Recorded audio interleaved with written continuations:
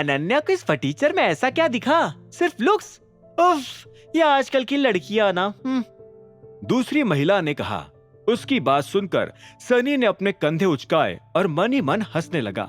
जिस तरह से वो सारी महिलाएं अभिनव और अनन्या की टांग खींच रही थी, वो देखकर सनी को मजा आ रहा था।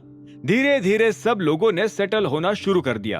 अनन्या ने अभी भी चिराग की दी हुई वो महंगी सी अंगूठी पहनी हुई थी। हर किसी की नजर ना चाहते हुए भी बार बार उस अंगूठी पर जा रही थी।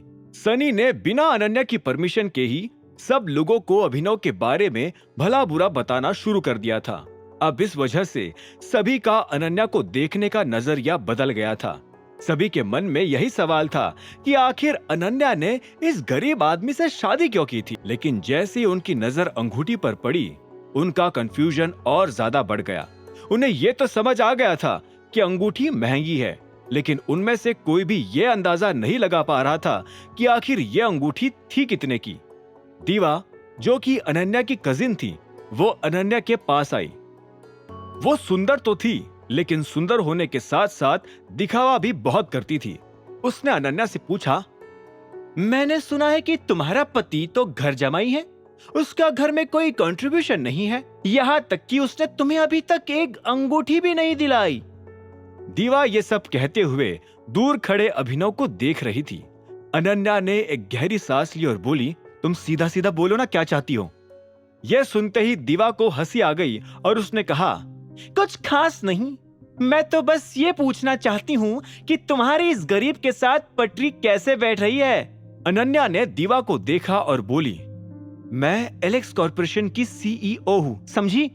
उसके मुंह से ये बात सुनकर दीवा ने कहा, तुम्हें शायद दिखाई नहीं दे रहा, लेकिन दादाजी तुम्हें साइडलाइन करने की कोशिश कर रहे हैं। भले ही तुम उनकी फेवरेट रही हो, लेकिन ये सच भी एक दिन बदल जाएगा।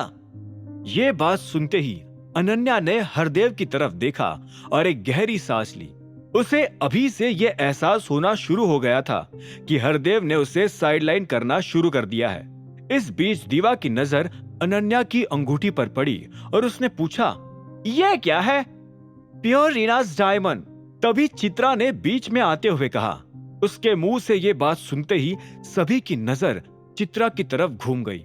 दीवा ने अनन्या का हाथ अपने हाथ में लिया और उस अंगूठी को ध्यान से देखते हुए बोली, क्या? रीनास डायमंड? सीरियसली?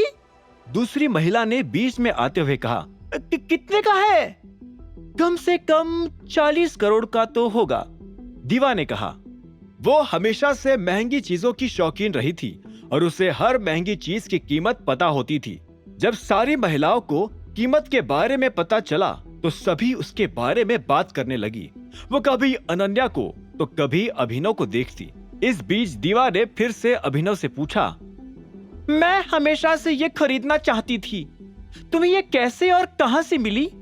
ऐसा नहीं है कि मेरे पास ये खरीदने की पैसे नहीं हैं, लेकिन इसे लेने के लिए जो कनेक्शंस लगते हैं वो मेरे पास नहीं है। अनन्या ने दीवा के हाथ से अपना हाथ छुड़वाया और बोली, तो फिर किसी ऐसे आदमी से शादी करो ना जिसके पास कनेक्शन हो।